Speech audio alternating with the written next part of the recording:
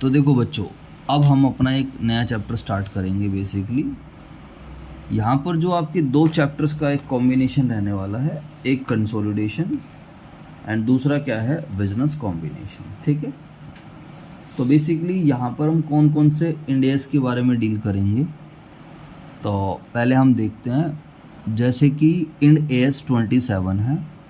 End AS 27 आपको बताता है सेपरेट फाइनेंशियल स्टेटमेंट्स के बारे में। What is the meaning of separate financial statements? Like हम इसको स्टैंड अलोन फाइनेंशियल स्टेटमेंट्स भी बोलते हैं, लेकिन आज के टाइम जो नया नाम है सेपरेट फाइनेंशियल स्टेटमेंट्स का, वो बच्चों क्या नाम है, स्टैंड अलोन फाइनेंशियल स्टेटमेंट्स का जो न्यू नेम है वो that is separate financial statement, जो वर्ल्ड वाइड चलता है। What is the meaning of separate financial statements? आपकी कोई कंपनी है, आप अपनी कंपनी का खुद कंट्रोल रख रहे हो, खुद अपने पास बुक्स बना रहे हो। मान लेते हैं कोई एक्स लिमिटेड है, और एक्स लिमिटेड जो अपनी जर्नल ट्रांजेक्शन्स हो रही है, जर्नल हो रही है, लेजर हो रहा है, ट्रायल बैलेंस हो रहा है, फाइनल अकाउंट्स बना रहा है, कुछ भी कर रहा है, ये सब चीज़ें हम लोग एक तरीके से खुद मेंटेन, इसमें किसी दूसरे का कोई रोल नहीं होता है, और ये तो हर कोई बनाता है। ध्यान रखना, सेपरेट फाइनेंशियल स्टेटमेंट्स हर कोई बनाता है। ठीक है, तो सर हम इन सबको पढ़ क्यों रहे हैं? अभी ये आपको खाली इसके पॉइंट ऑफ व्यू से नहीं पढ़ना है, हमें इसके साथ साथ हमें कंसोलिडेशन के पॉइंट ऑफ व्यू से पढ़ना है। What is consolidation? लाइक कि मैं हूँ और मैंने किसी दूसरी कंपनी में क्या करा है, इन्वेस्टमेंट्स कर रखी है। फॉर एग्जांपल 50% या 51%, उससे ज़्यादा इन्वेस्टमेंट कर रखी है। तो जब at the end of the year जब मुझे अपनी एक्चुअल पोजीशन दिखानी होती है, ट्रू पिक्चर दिखानी होती है, तो मैं खाली अपनी सेपरेट फाइनेंशियल स्टेटमेंट्स नहीं बनाता हूँ, मुझे अपनी एज वेल एज जो सब्सिडरी ने बना रखी होगी मेरी। अब मैं होल्डिंग कंपनी हूँ, और वो कंपनी जिसके मैं शेयर्स क्या कर रहा हूँ 51% या उससे ज़्यादा, या मैं उस पर कंट्रोल होल्ड कर रहा हूँ, तो मैं उसको अपने साथ क्या करता हूँ, उसकी फाइनेंशियल स्टेटमेंट्स को अपने साथ मर्ज करके दिखाता हूँ। उसको बेसिकली हम क्या बोलते हैं, कंसोलिडेटेड फाइनेंशियल। वो भी हम आगे जाकर डिस्कस करेंगे वन बाय वन, काफ़ी लेंदी चैप्टर है और इसमें धीरे धीरे हम डिस्कशन करेंगे। तो Ind AS 27 separate financial statements, 28 associates joint venture. अब एसोसिएट या ज्वाइंट वेंचर, अगर हमने एसोसिएट ज्वाइंट वेंचर में आप आगे जाकर पढ़ोगे कुछ 20% इन्वेस्टमेंट तक का चक्कर रहेगा। कितने परसेंट तक का इन्वेस्टमेंट चक्कर रहेगा? लाइक अगर मैंने 20% के आसपास आपकी कंपनी में इन्वेस्ट कर रखा है, तो कहीं जाकर मैं क्या बनाने वाला हूँ बच्चों, ध्यान रखना, क्या बनाऊँगा मैं, एसोसिएट्स और ज्वाइंट वेंचर। यहाँ पर हम इक्विटी मेथड फॉलो करेंगे, तो ये अभी हम बाद में डिस्कस करेंगे, अभी कुछ नहीं है। अभी बस आपको खाली इंड AS का नंबर ध्यान रखने की कोशिश करनी है। तो इंड AS 27 कब लगेगा बताइए? इंड AS 27 कब लगेगा सर? इंड AS 27 तब लगेगा जब हम क्या करते हैं, अपनी इंडिविजुअल फाइनेंशियल स्टेटमेंट्स को क्या कर रहे हैं, बना रहे हैं। समझ में आए? कोई भी कंपनी इंडिविजुअल अपनी फाइनेंशियल स्टेटमेंट्स बनाती है, तो दैट इज ठीक है भाई साहब, क्लियर है बात? ये नहीं है जी सर। तो अब बेसिकली क्या है, जो है यहाँ पर कंपनीज एक्ट 2013 इसको मैंडेट करता है। वैसे तो इंड AS मैंडेट नहीं कर रहा है, खैर वॉलेंटरली इंड AS कहता है कि भैया इसको वॉलेंटरली आप बनाओ। एक्चुअली क्या होता है, यहाँ पर एक प्रॉब्लम है, जब हम सेपरेट फाइनेंशियल स्टेटमेंट्स बनाते हैं तो एक्चुअली क्या प्रॉब्लम आती है कि हम ट्रू पिक्चर शो नहीं करते हैं। कहीं ना कहीं इसमें क्या हो जाती है, एक मैनिपुलेशन हो जाती है। जैसे कि आपने देखा हो, हमारी खुद की एक एंटिटी है, मान लो एक एक्स लिमिटेड है और एक ये वाई लिमिटेड है, ठीक है जी। तो एक्स लिमिटेड यहाँ पर क्या कर रही है, एक्स लिमिटेड वाई लिमिटेड को कुछ सेल कर रही है। तो जब वो सेल कर रही है तो सेल उसने ज़्यादा वैल्यू पर कर दी, यहाँ पर उसने परचेज दिखा दिया।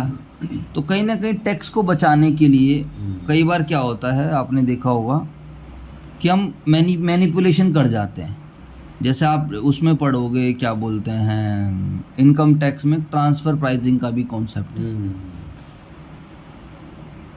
तो हर कोई मतलब इस तरीके से तिगड़म लगाता है कि अच्छा दूसरी कंट्री में थोड़ा टैक्स रेट कम है तो चलो हम वहाँ भेज देते हैं, और हमारे यहाँ पर टैक्स रेट ज़्यादा है तो सेल वैल्यू कम दिखा दी, क्योंकि कंपनी तो अल्टीमेट मेरी ही है। यहाँ पर सेल कम प्राइस की दिखा दी, वहाँ पर परचेज़ क्या करी, थोड़ी ज़्यादा की दिखा दी, खर्चा ज़्यादा बुक हो गया। तो ऐसे टैक्स सेविंग वगैरह करने की, पहले खाली नेशनली होता था, अब नेशनल के साथ साथ इंटरनेशनली भी क्या कर दिया है लोगों ने, स्टार्ट कर दिया है।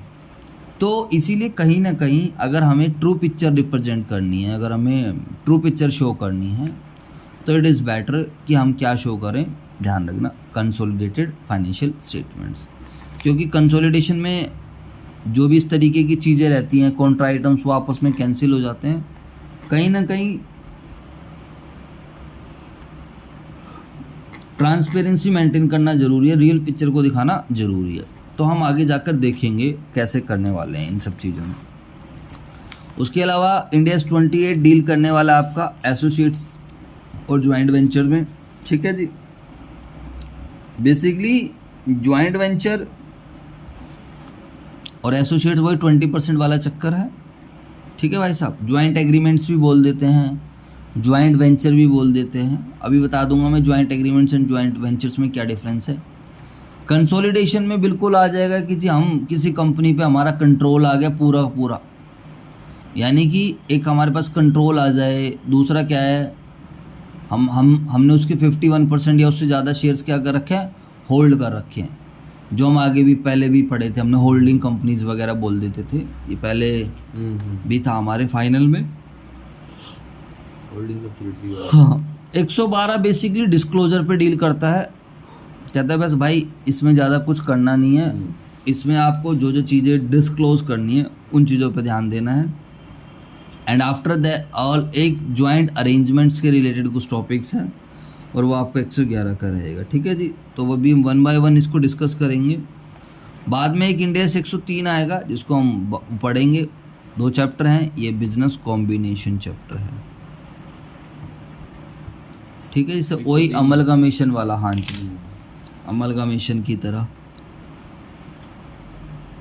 वैसे इन्होंने लिख भी रखा है कब कहाँ कौन सा आईएएस लगेगा। ये बिल्कुल वही समझा रहा हूँ मैं अभी, ये उससे पहले की कहानी है। जैसे सर ने एग्जांपल दिया था कार और स्कूटर वाला, मैं हूँ, मेरे पास कार है या मेरे पास स्कूटर है, तो उस पर तो मेरा अपना कंट्रोल है, तो मैं उसका तो रिकॉर्ड मेंटेन करूँगा ही करूँगा। मेरा पड़ोसी है, मेरे पड़ोसी के पास कार है, मेरी पड़ोसी से बहुत अच्छी बनती है, बहुत बढ़िया बनने लग गई है टाइम के साथ साथ। अब मेरा पड़ोसी कहता है कि भाई इस कार को तू एक काम कर, जैसे तेरा मन करे तू वैसे यूज़ कर, आज से तेरे को इस कार की लेने के लिए किसी चीज़ से तुझे किसी से पूछने की ज़रूरत नहीं है, तुझे जैसे मन करता है तू क्या कर, वैसे क्या कर, इसको यूज़ कर। एक तरीके से उसने अपना जो है कंट्रोल जो था, ओन तो वही कर रहा है, खैर मालिक तो वही है, बट उसने कंट्रोल क्या करा कार का, एक तरीके से मेरे को दे दिया। तो क्या मैं इसकी कंसोलिडेशन करूँगा या नहीं करूँगा? तो देखो कंट्रोल आ गया ना हमारे पास, ऑन हो या ना हो इस बात से कोई मतलब नहीं है भाई। पहले होता था ऑन भी करें हम 51 पर, आज के टाइम ऐसा है अगर आप 10% शेयर भी होल्ड कर रहे हो किसी दूसरी कंपनी के, बट यू हैव कंट्रोल, तो भी आपको कंसोलिडेशन करनी पड़े। कंट्रोल एक बड़ी चीज़ है और इस कंट्रोल के ऊपर आगे जाके कम से कम 1 से 2 क्लास लगेंगी, ध्यान रखना। कंट्रोल के वर्ड को ही जो है इतना अच्छे तरीके से इन्होंने एक्सप्लेन कर रखा है इंडेस के अंदर, ठीक है भाई साहब। क्लियर हो जाती है बातें? जी सर।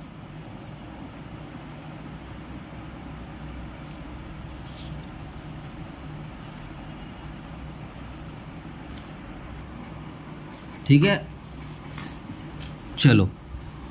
तो जो मेरे द्वारा ओन है, मेरे द्वारा कंट्रोल है, उसकी फाइनेंशियल स्टेटमेंट्स बनाऊंगा तो वो तो सिंपली सेपरेट हो जाएगी।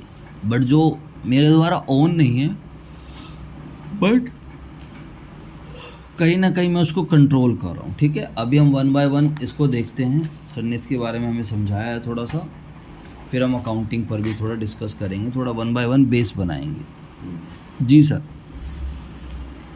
तो consolidation of financial statements and business combinations, ये 2 चैप्टर्स हमें पढ़ने हैं, काफ़ी लेंदी टॉपिक्स हैं।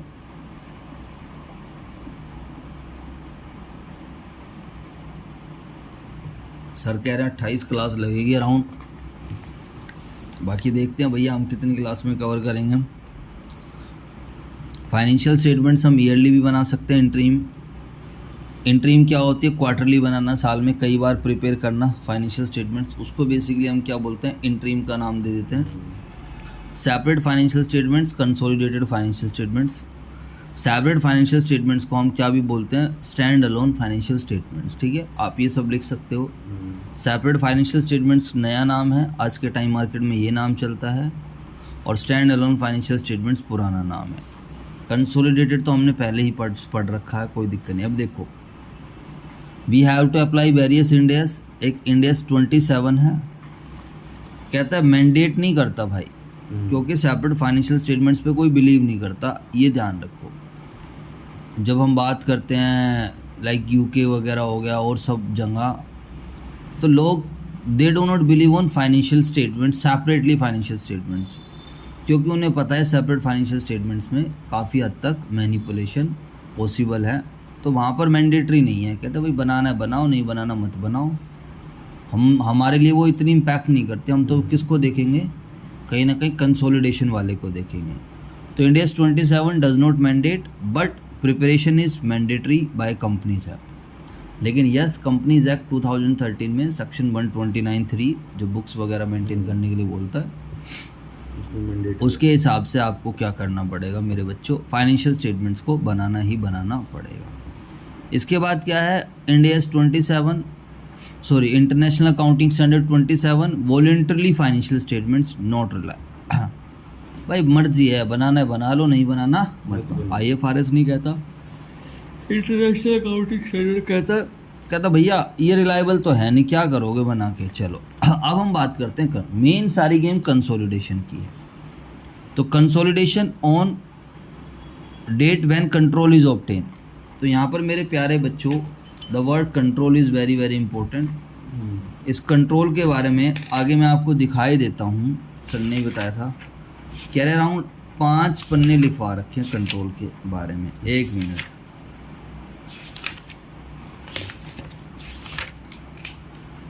तो वो भी एक बार नज़र मार ही लेते हैं। What is the meaning of control?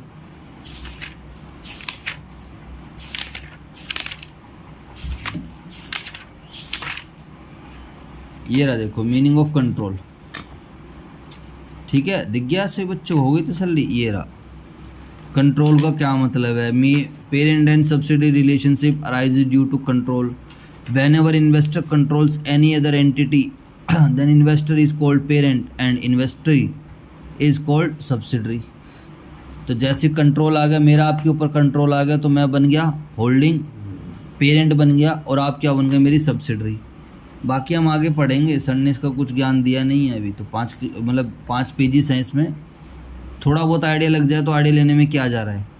All entities are not subsidiary, सारी एंटिटी सब्सिडरी नहीं होती है। It means all entities are not controlled by investors, some may be jointly controlled और professionally manage, hence parent is not necessary for all. मतलब ज़रूरी नहीं है कि आप पेरेंट बनो, आपके अलावा एक एंटिटी को 4 जने और कंट्रोल कर रहे होते हैं। अ सब्सिडरी क्या लिखा है? A subsidiary can not have 2 parents, it can have parent and ultimate parents. तो ये सब चीज़ पढ़ेंगे कि कंट्रोल के लिए क्या है। All of the following condition must be satisfied. Investor should have power over investee, मेरा आपके ऊपर अधिकार होना चाहिए, पावर होनी चाहिए, मुझे आपकी कंपनी में कुछ डिसीजन लेके आना है तो कंट्रोल माना जाएगा। Second, expose right to variable returns due to its investment with investee.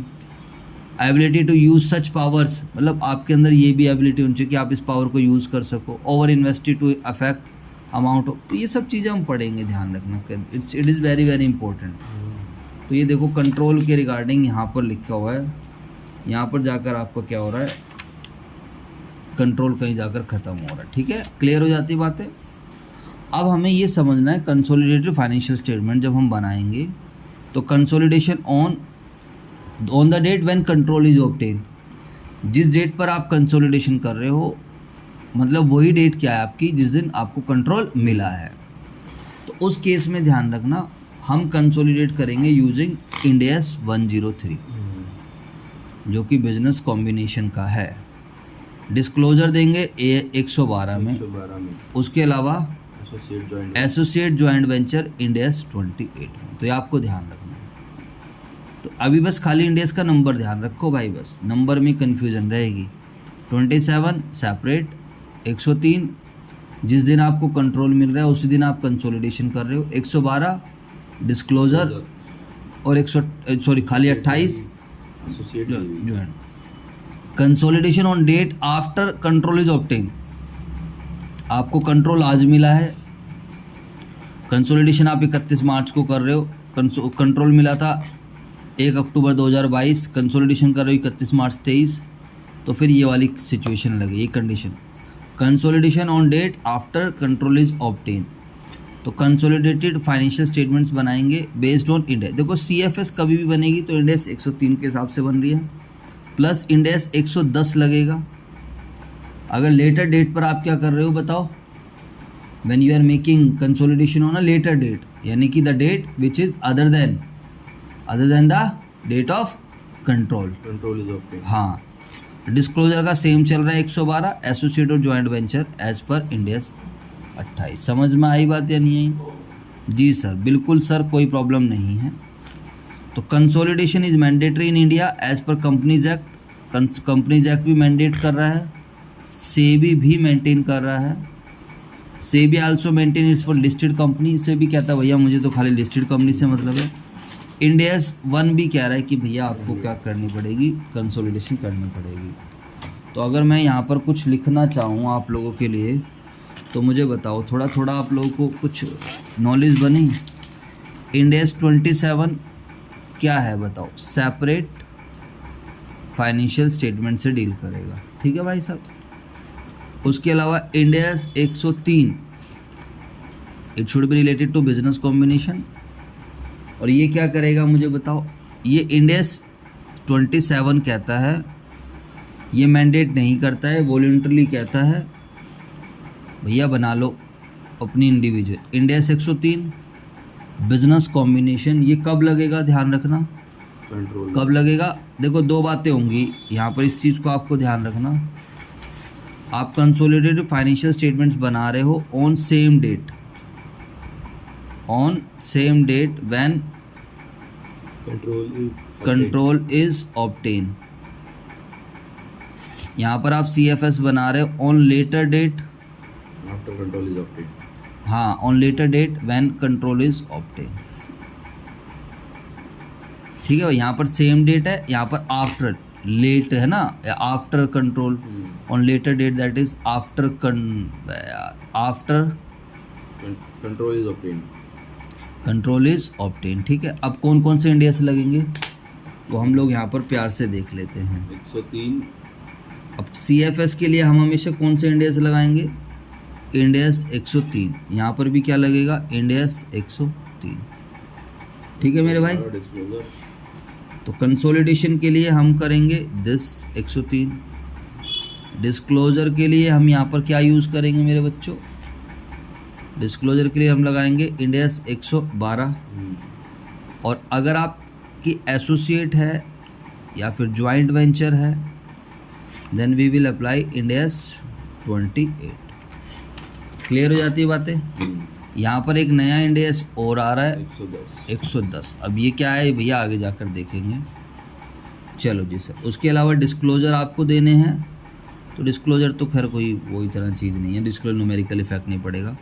और एसोसिएट और जॉइंट वेंचर के लिए वी विल अप्लाई इंडेस 28। समझ में आ गई बात या नहीं आएगी, ठीक है भाई साहब। तो इन सबको याद कर लेना। और कंसोलिडेशन क्या है मेरे बच्चों, कंसोलिडेशन क्या है, मैंडेटरी है। कंसोलिडेशन करना कोई ऑप्शनल नहीं है। इसको कंपनीज एक्ट 2013 भी कहता है, सेक्शन 129 सब सेक्शन 3। सेबी भी कहता है लिस्टेड कंपनीज के लिए, और एज वेल एज इंडेस 1 भी क्या करता है, मैंडेट, ठीक है। तो इन सब को आपको ध्यान रखना है। तो this is mandatory as per companies act, section 129(3) SEBI for listed companies and India और एज वेल एज इंडेस, ठीक है। ठीक है, ये सब बातें मैंने आपको थोड़ा सा बता भी दी और रिवाइज भी करा दी। अब हम समझेंगे बेसिकली कैसे कैसे रिकॉर्ड्स हमने मेंटेन करना है, क्या क्या चीज़ें करनी है, ठीक है, वो हम डिस्कस करेंगे नेक्स्ट वीडियो में।